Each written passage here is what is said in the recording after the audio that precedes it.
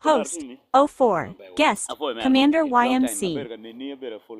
Social media platform Idi wolo we dan ma tek full kita politic wave gije mo watim I government take award kare I know you very informed ma per tek to al ma chala wan fulu ma ko nyer ber wa ngeje me one ko ale but timi ado na kwan chawa na kong meniang jemi buga chela rio gidong la pen mu ma mer mi ni at least anyang kong kira jabri work gitu kira in ngeo kare ngej ma megi yana ngi dan ma pol go be na video ni me no ka gitike ngej ma pat pen dan ngej gi papa okay so timi ata on ga penyi jema chela riada eneni kener mod ti choj buguma karo ki I Twitter account pa meno fasan mozi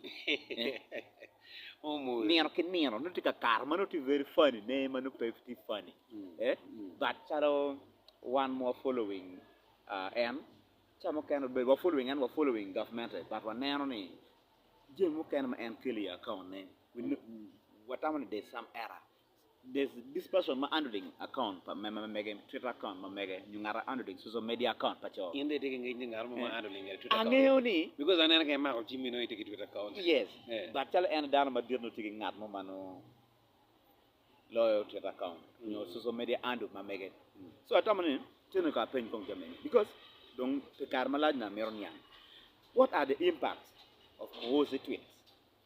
Yeah, no, according to what is trending right now on social media platforms, and most of the all media houses, ATN, kumerina na when dogmatic and again ki American diplomats, yes, Western diplomats. Inyo, I computer kone mo karo fut chawa man, pe chawa man dong tu twalingi, chawa piari oke wiye engage. Nyurni, the other guys did not apologize. Actually, he had to apologize, but the other guys did not welcome his apology. They were like, his apologies are whole apologies. You know, taking a near man now, no. Kita wajine mi revising their aids, magitwalo Ugandans. You know, aids through a lot of things, through equipment and through cash. When you liquid cash, and this cash material electronically. Yes.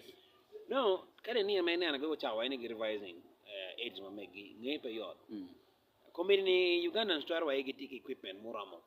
Mono to alepe mo. They want to revise it on security areas.